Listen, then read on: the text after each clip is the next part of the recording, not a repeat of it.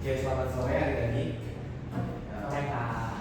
Oke, hari ini saya Kak Paulus. Hari ini akan menjelaskan tentang unsur-unsur pembangun pertunjukan drama itu selama 45 menit, pesan, karakter alur, dan konflik drama itu selama 45 menit. Nah, sebelum kita mulai, kakak mau kasih tebak-tebakan dulu.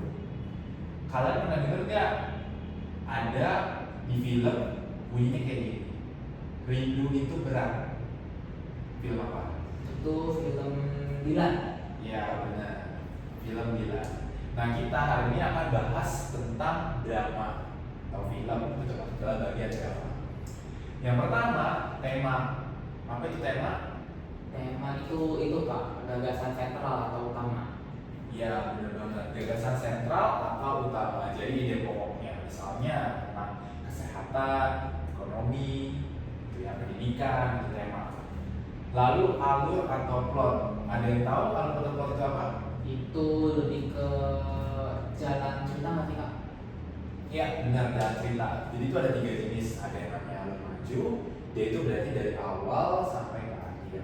Lalu ada alur mundur, itu dari akhir sampai ke awal. Nah ada alur maju mundur, berarti dari awal ke akhir, dia bisa balik lagi ke akhir. Atau bisa juga dari akhir ke awal, dan balik ke akhir. Pokoknya intinya dia itu tidak berurutan, bisa maju ke depan, bisa mundur ke belakang, bolak-balik gitu ya. Nah lalu tokoh, apa itu tokoh? Tokoh itu orangnya, karakternya. Ya benar, karakternya. Karakternya itu namanya tokoh, berarti yang terlibat dalam pementasan drama. Nah jenis tokoh itu ada 4 jenis, apa aja? Itu ada protagonis. Nah ini yang tritagonis aku belum pernah dengar sih Kak. Itu cuma protagonis sama antagonis sama. Ya, sama satu lagi tokoh pembantu. Kalau protagonis itu apa? Protagonis itu yang baik. Enggak, protagonis itu tokoh utama, dia itu enggak selalu baik, dia bisa juga tokoh utamanya itu jahat gitu ya. Antagonis apa? Berarti biasanya sih kalau antagonis yang jahat sih. Enggak, kalau antagonis nggak selalu jahat, dia itu yang bertentangan sifatnya dengan tokoh utama. Jadi kalau misalkan tokoh utamanya dia jahat, berarti dia baik. Kalau misalkan tokoh utamanya baik, berarti si antagonisnya jahat gitu. Balik gitu ya. Lalu tritagonis, dia berarti tokoh penengah gitu ya. Berarti dia itu menengahi tokoh utama dan juga tokoh penentang tokoh utamanya, menengahi antara protagonis dan antagonis. Nah yang terakhir itu ada tokoh pembantu. Tokoh pembantu itu berarti pemeran pelengkap, ya itu bisa aja figuran. Jadi misalnya dia jalan-jalan aja gitu ya di dalam sebuah adegan, gitu dia jalan maju mundur gitu. Misalnya lagi di toko dia bikin keramaian gitu, bisa jadi tokoh pembantunya misalnya. Oke, sampai sini ada pertanyaan nggak? Berarti kalau tokoh pembantu itu yang figuran itu ya kayak temannya. Iya, benar figuran gitu. Jadi dia itu muncul untuk menimbulkan keramaian di belakang adegan. Jadi Saat-saat. nggak ada dialog gitu ya kayak temannya. Biasanya ada sedikit, tapi kebanyakan nggak ada. Oke, kita lanjut. Gak ada pertanyaan lagi? Yang lain ada? Nah, Ada. Oke, tokoh berdasarkan keterlibatan dalam menggerakkan alur. Ya, itu ada yang namanya tokoh sentral. Apa itu tokoh sentral? berarti pusat. Ya, berarti dia yang menjadi titik pusatnya, dia yang menggerakkan alurnya, gitu. Ibaratnya seperti tokoh utama, gitu ya. Lalu ada tokoh bawahan. Apa itu tokoh bawahan? Tokoh bawahan berarti ya yang gak berpengaruh. Iya, dia itu nggak berpengaruh. Dia itu mirip sama kayak tokoh pembantu, gitu ya. Tidak terlalu besar pengaruhnya di perkembangan alur, gitu ya. Tokoh lantaran? Tokoh yang tidak berpengaruh terhadap pengembangan alur. Berarti mirip gak sih Kak? Tokoh bawahan atau beda? Mirip tokoh bawahan, tapi masih ada pengaruhnya dikit. Kalau tokoh lantaran itu nggak ada pengaruhnya sama sekali, gitu ya. Jadi figuran yang ini misalnya yang tadi katanya ngomong sedikit, berarti dia masih tokoh bawahan. Tapi figuran yang ngomong sama sekali itu tokoh lantaran, gitu. Jadi tokoh bawahan masih ada fungsinya sedikit, gitu. Kalau ini tidak ada fungsinya sama sekali. Oke, sampai sini ada pertanyaan? Itu berarti kalau tokoh sentral apakah tiap drama cuma satu orang atau bisa lebih Kak? Bisa lebih dari satu. Yang penting dia itu harus menggerakkan alur ceritanya. Mau alur ceritanya itu ke arah A, ke arah B, ke arah C, itu fungsinya dari tokoh sentral. Gitu. Misalnya mau ceritanya berakhir tragis, berarti itu fungsinya dari tokoh sentral. Mau ceritanya berakhir menyenangkan, itu tuh fungsinya juga tokoh sentral. Oke, sampai sini ada pertanyaan? Nggak ada. Oke, lalu tokoh yang muncul dalam drama itu ada tokoh gagal. Apa coba tokoh gagal? Di situ berfungsi menegaskan tokoh lain. Itu maksudnya gimana? Berarti dia itu hanya untuk menegaskan tokoh lain. Misalkan tokoh A, tokoh utamanya, dia fungsi menegaskan si tokoh utamanya itu. Misalkan tokoh utamanya itu baik, jadi dia membantu supaya filmnya menjadi lebih baik, gitu ya, karakternya menjadi lebih baik. Tokoh jahat berarti dia ikut-ikutan jahat, gitu, ikut-ikutan si tokoh utamanya gitu. Berarti kayak anak buahnya gitu ya Pak? Iya, kayak buahnya gitu. Dia memperkuat kerjaan si tokoh utamanya, memperkuat karakter si tokoh utamanya. Nah, lalu ada tokoh idaman. Apa tokoh idaman? Tergagah, berkeadilan, terpuji. Itu maksudnya gimana tuh Pak? Berarti dia itu tokohnya yang idaman. Berarti dia itu pasti sifatnya bagus, gitu ya. Sifatnya sifat-sifat ganteng, misalnya gagah, misalnya cantik, gitu, terpandang, kaya raya. Itu tokoh idaman. Pasti tokoh yang sifatnya positif, gitu ya. Lalu tokoh statis apa? Itu peran sama dari awal sampai akhir ini nggak berubah. Iya, benar. Jadi perannya itu sama dari awal. Kan misalkan dalam sebuah drama, dia awalnya baik, tiba-tiba dia berubah jadi jahat karena dia ingin merencanakan sesuatu, misalnya korupsi, gitu. Atau misalkan dia ingin membunuh orang, tiba-tiba di tengah jalan karena dia awalnya baik, gitu ya. Itu bukan tokoh statis berarti. Kalau tokoh statis dia kalau dari awal baik harus baik terus sampai akhir. Kalau dari jahat harus jahat terus sampai akhir, gitu. Nah, lalu tokoh yang berkembang apa? Berarti yang berubah. Iya, yang berubah dari setia ke berkhianat, misalnya dari baik ke jahat, gitu. Sifatnya berubah, kayak tadi misalkan dia itu tiba-tiba kepikiran mau korupsi, padahal awalnya dia baik. Dia tiba-tiba berpikiran mau bunuh orang, karena dia kesel sama temannya. Padahal dia sebenarnya baik, dia nggak suka membunuh, dia nggak suka jahat. Gitu. Itu bisa namanya tokoh berkembang. Oke, sampai sini ada pertanyaan? Nggak ada Pak. Gak ada, kita lanjut cara penggambaran watak tokoh. Ya, cara penggambarannya itu ada dari dialog antar tokoh, gitu ya. Misalnya dari A sama B ngobrol, gitu. Nanti kita tahu oh, si A itu sifatnya baik hati, sifatnya penyayang, lembut. Lalu bisa juga dari perilaku atau gerak tokoh. Misalnya perilakunya itu suka mabuk-mabukan, berarti dia itu ya sifatnya pemabuk, gitu ya. Sifat yang digambarkan mengarang. Nah, itu bisa ada sudut pertama, sudut kedua, gitu ya. Lalu pelukisan tempat tinggal tokoh. Pelukisan tempat tinggal tokoh berarti misalkan di tempat tinggalnya itu di area-area yang banyak pemabuknya. Berarti itu nanti sifatnya pasti akan terbawa jadi pemabuk. Di tempat tinggal misalnya di lingkungan yang rajin, berarti dia misalnya lingkungan yang berprestasi, lingkungan anak-anak rajin, jadi dia akan menjadi anak yang rajin. Karena biasanya sifat itu akan dipengaruhi oleh lingkungan sekitarnya. Lalu ada pandangan tokoh lain, misalnya dalam pikiran si A, si B itu anak yang nakal, si B itu suka korupsi, si B itu jahat, ya. Jadi kita jadi tahu karena dari pikirannya si tokoh A. Oke, sampai sini ada pertanyaan nggak? Itu berarti cara penggambarannya boleh beberapa atau cuma salah satu doang ada lagi? Bisa satu, bisa beberapa. Jadi kita itu harus bisa menyimpulkan dari teks itu, dari teks drama atau misalnya kalau kita lagi nonton film dari penglihatan kita. Oke, sampai sini ada pertanyaan? Nggak ada Pak. Gak ada, kita lanjut dialog itu apa? Dialog itu berarti yang diomongin. Percakapan atau yang dibicarakan gitu ya. Tuh. Latar Berarti yang tempat. Tempatnya biasanya tempat sih Pak. ya, latar itu ya kejadiannya, misalnya tempatnya, di waktunya, suasananya. Tempatnya itu bisa pagi, siang, sore, malam. Tempat itu bisa di sekolah, di toko, bisa di kebun, ya, di rumah sakit dan lain sebagainya. Nah, waktu itu bisa pagi, siang, sore, malam, subuh, dan lain sebagainya. Lalu ada suasana, gitu. Misalnya suasana yang menyenangkan, mencekam, menyedihkan. Ya, lalu amanat itu apa? Amanat berarti pesan. Nah, pesannya jangan suka berbuat korupsi, misalnya harus jujur, jangan suka mencontek, jangan suka memukul, jangan suka melakukan kekerasan, jangan suka memabukkan. Itu contoh amanat gitu ya. Lalu ada yang namanya Kramagung. Apa tuh Kramagung? Nggak pernah dengar sih.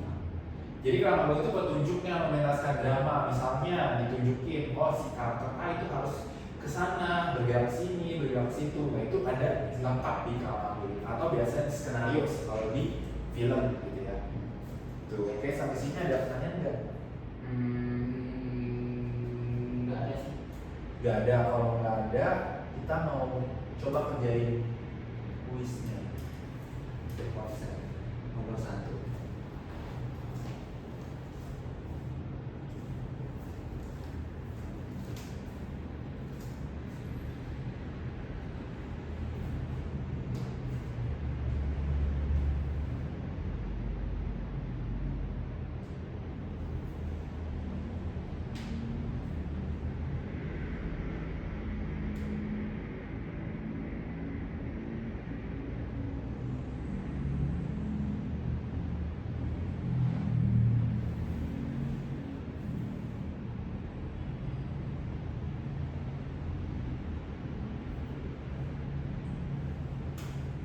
Oke, udah.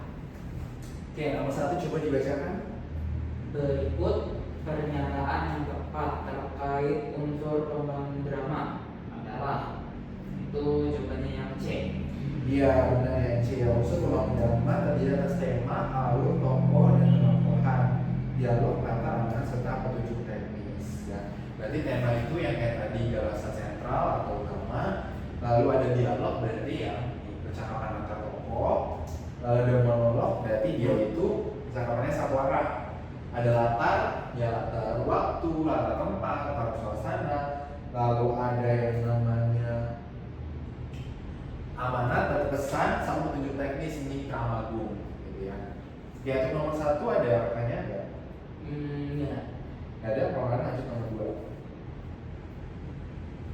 Jenis tokoh berdasarkan keterlibatan dalam menggerakkan alur terdapat pada jenis tokoh itu berarti jawabannya yang C 258. Ya, tokoh sentral, tokoh bawahan, sama tokoh antara. Ya, tokoh sentral berarti ya tokoh utama, itu yang menggerakkan alur. Tokoh bawahan ada pengaruhnya dikit, tapi kalau tokoh antara tidak ada pengaruhnya sama sekali. Oke, lanjut nomor 2 ada pertanyaan? Nggak ada, lanjut nomor 3. Tokoh antagonis adalah itu berarti tadi tokoh menentang, tokoh utama. Ya, tokoh yang menentang tokoh utama berarti dia itu nggak selalu jahat, nggak selalu baik gitu ya. Asalkan kalau protagonisnya baik, antagonisnya jahat. Protagonisnya jahat, antagonisnya baik. Oke, sampai sini ada pertanyaan? Nomor 3? Enggak ada. Nggak ada. Oke, coba kerjakan list nomor 1.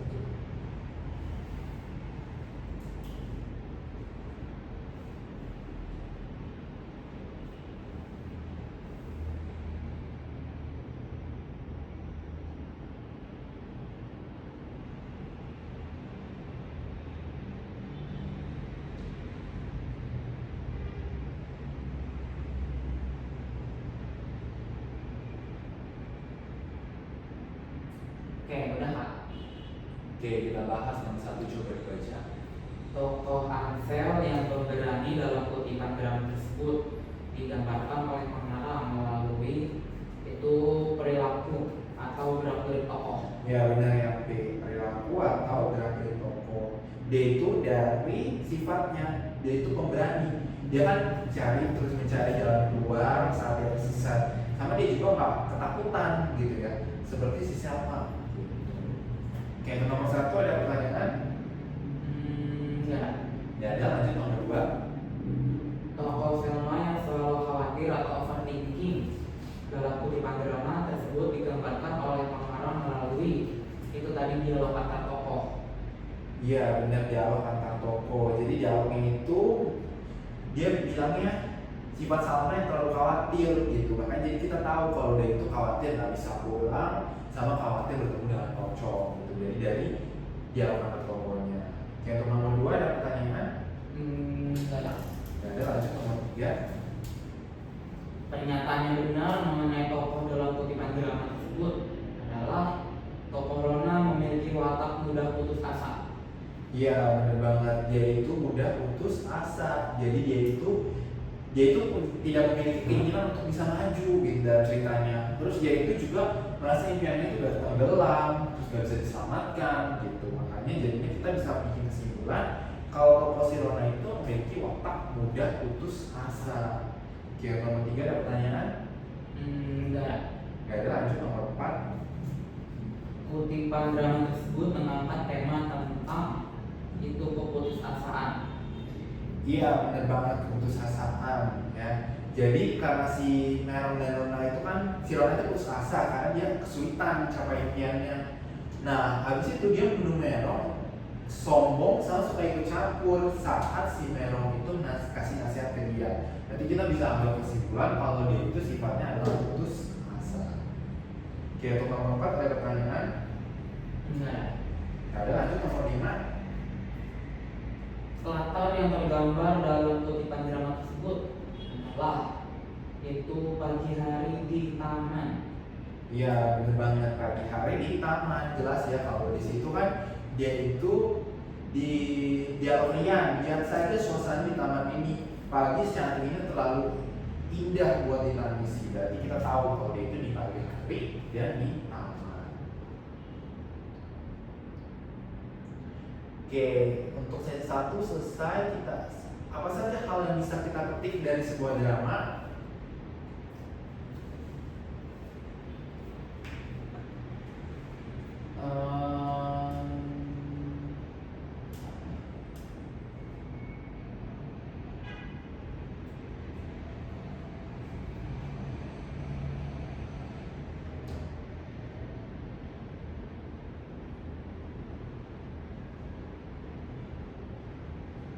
Temanya berarti gitu. Ya bisa dari temanya, bisa dari amanatnya, yang penting amanatnya sih gitu ya. Jadi apa sih tujuannya gitu dari drama itu bisa terlihat dari amanatnya. Oke, sampai sini ada pertanyaan? Enggak ada. Nggak ada, kita lanjut ke sesi kedua ya, tentang pesan kata lalu dan tujuan.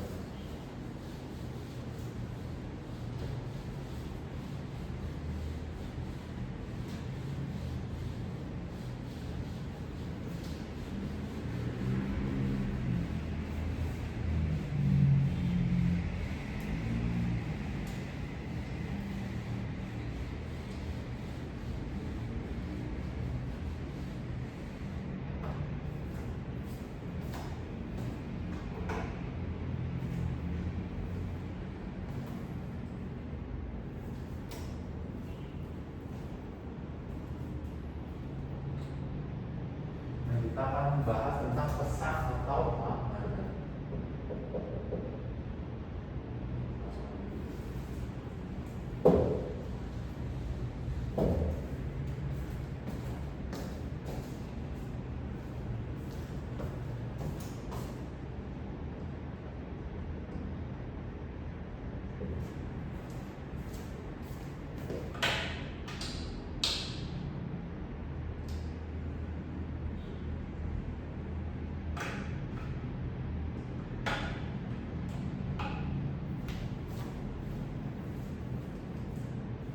Nah, pesan atau amanat itu apa sih? Pesan. Sama nggak sama tema? Beda ya. Pesan atau amanat berarti tujuannya untuk apa gitu dari sebuah drama yang bisa kita ambil, tujuan yang bisa diambil oleh pembaca itu namanya, atau penonton, itu namanya pesan atau amanat. Nah lalu kita lanjut ke karakter atau penokohan.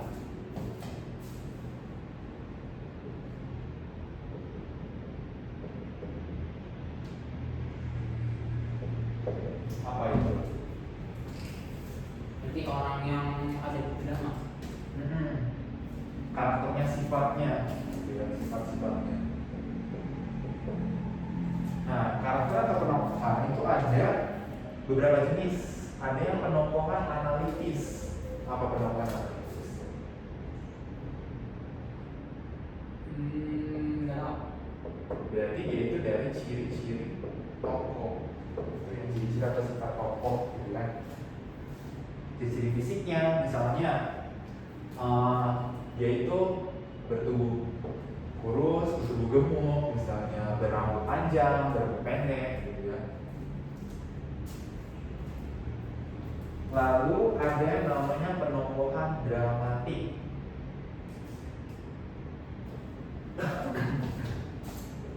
Penokohan dramatik itu dibagi menjadi beberapa jenis. Ya. Ada yang dari pikiran tokoh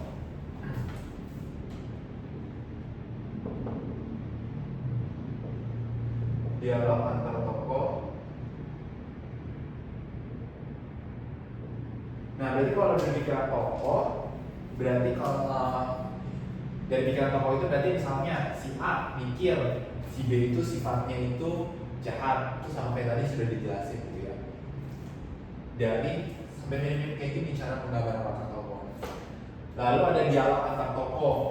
Nih, berarti dari dialognya dari A ke B gitu ya. Misalnya kita tahu dari pas A ke B, oh si A itu ngomongin si B itu anaknya begini. Jadi kita tahu sifat tokohnya kayak gitu. Nah, lalu ada lagi yang namanya tanggapan tokoh lain.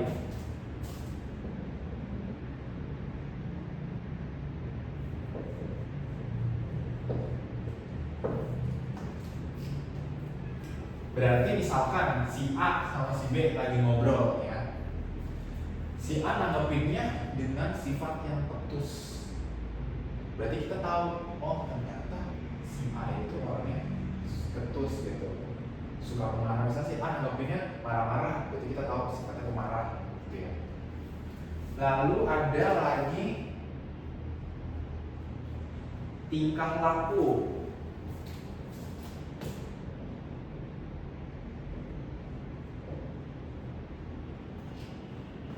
Misalkan kelakuannya dia itu setiap pulang sekolah selalu membersihkan rumah, menyapu, mengepel, berarti kita tahu sifatnya apa?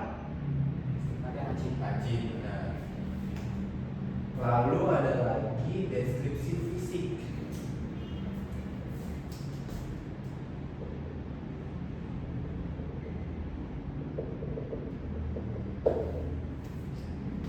Misalkan kalau penampilannya itu kumel, misalnya, lalu kayak berantakan, rambutnya berantakan, bajunya kotor, gitu. Berarti kita tahu sifatnya dia itu kayak gimana? Pemalu. Ya, malas bener ya. Lalu ada lagi lingkungan sekitar tokoh.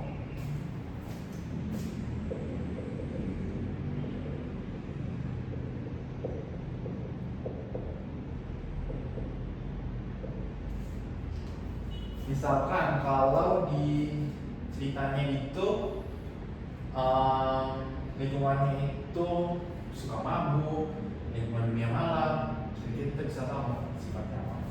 Sifatnya ya suka main. Ya suka main gitu ya. Oke, kita lanjut. Alur, nah alur. Alur ada apa aja? Ada 3. Yang maju, mundur, sama campuran. Ya, maju, mundur, sama campuran. Kalau maju apa? Maju itu yang dari awal sampai akhir. Mundur, Itu akhir ke awal. maju, campuran. Awal akhir terus ke awal atau akhir awal terus ke akhir ini maju mundur gitu. Ya, benar ya.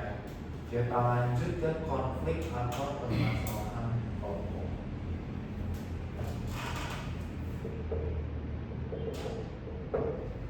Konflik itu apa?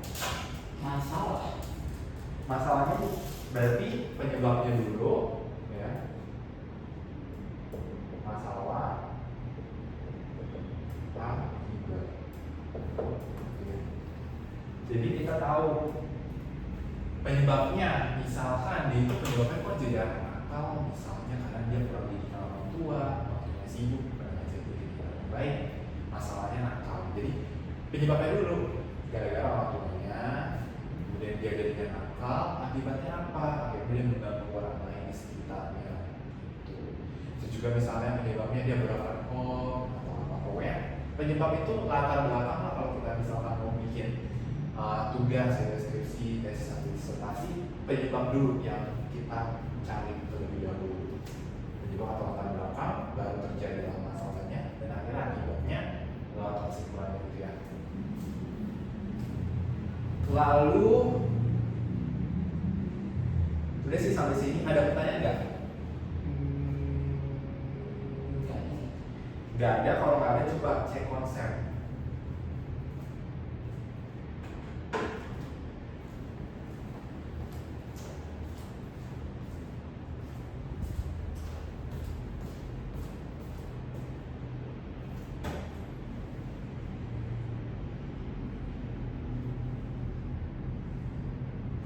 Udah Pak.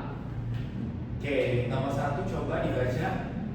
Ciri amanat ditunjukkan oleh nomor itu di nomor 234. Iya benar, 2, 3, 4. Yang satu, gagasan terpenting dalam sebuah drama itu adalah tema yang bukan amanat. Nomor 2, bersifat didaktis atau mendidik jelas. Jadi itu kan tujuannya adalah memberikan pesan. Namanya pesan yang buruk dong sampai ke penonton atau pembaca kan. Lalu berisi ajaran yang jelas. Dalam drama jumlahnya bisa 1 atau lebih dari 1. Bisa amanatnya bisa jangan suka mencuri, jangan suka korupsi, itu bisa. Gitu ya. Oke, nomor 1 ada pertanyaan? Enggak. Lanjut nomor 2. Berikut pernyataan yang tepat terkait alur dalam drama. Itu yang C. Ya benar, C. Rangkaian peristiwa dalam alur campuran itu melompat-lompat antara peristiwa masa lalu dengan masa kini, ya. Karena itu adalah alur maju mundur, itu alur campuran. Kalau maju kan dari awal sampai akhir gitu kan. Kalau mundur dari akhir sampai ke awal. Ini campuran gitu ya. Oke, untuk nomor 2 ada pertanyaan? Enggak ya. Gak ada. Nomor 3 lanjut. Pernyataan yang tepat terkait konflik dalam drama itu yang A. Iya, benar, konflik adalah ketegangan atau pertentangan yang terjadi di dalam drama. Gitu ya. Berarti dia itu bisa pertentangan antara satu tokoh atau 2 tokoh atau lebih. Pokoknya konflik, misalnya si A berantem sama B, A berantem sama C, B berantem sama C, A sama D, dan lain sebagainya, itu namanya konflik. Pasti harus ada perselisihan. Dan setiap drama itu pasti ada konfliknya, nggak mungkin jalan lurus aja. Jadi nggak ada masalahnya. Konflik kan tadi dari penyebab masalah kita, gitu ya. Oke, nomor 3 ada pertanyaan? Enggak. Gak ada, kalau nggak ada lanjut quiz apa dulu.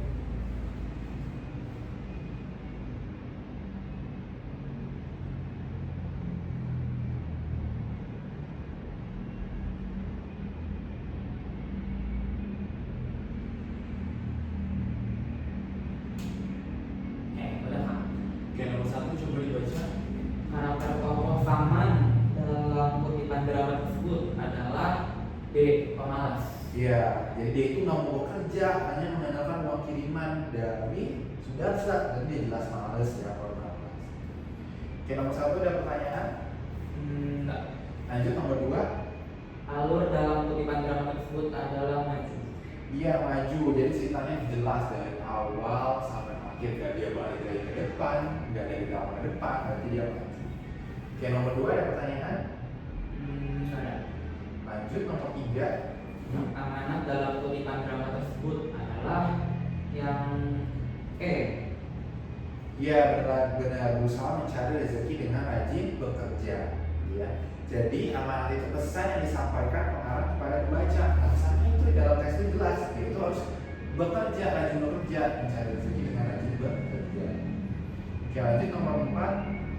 Persamaan antara tokoh Anwar dengan Soleh dalam kutipan drama tersebut adalah keduanya memegang teguh pendirian. Iya, jadi si tokoh Anwar itu kan dia itu sifatnya bukan karena takut, tapi dia bilang kayak gitu dari hal yang bukan karena takut, berarti dia itu sifatnya adalah dari karakternya kita tahu berarti terjadi pendirian. Nah, lalu yang kutipan kedua, dia bilang memang akan kubicarakan lagi, akan membuat kalian paham dan setuju dengan keputusanku. Jadi memperkuat gitu ya, jadi dia teguh pendirian. Oke, nomor 4 ada pertanyaan nggak? Enggak. Gak ada lagi. Nomor 5. Penyebab konflik dalam kutipan drama tersebut adalah yaitu Ayah ingin agar anaknya masuk jurusan bisnis. Iya benar yang jadi konfliknya itu karena si ayah Fadli itu keinginan berbeda dengan Fadli. Si Fadli mau masuk jurusan film, tapi ayahnya masuk jurusan bisnis. Nah berarti nggak cocok, berarti itu yang menyebabkan konflik. Jadi jawabannya yang E. Oke, sampai sini ada pertanyaan? Enggak. Kalau nggak ada berarti ini yang video kan kita skip ya. Berarti kita lanjut ke kesimpulan. Kalau kesimpulannya apa?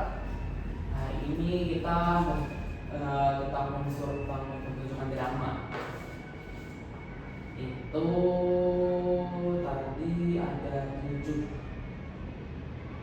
Ada tema, alur, tokoh, terus dialog, latar, amanat, sama karmaku.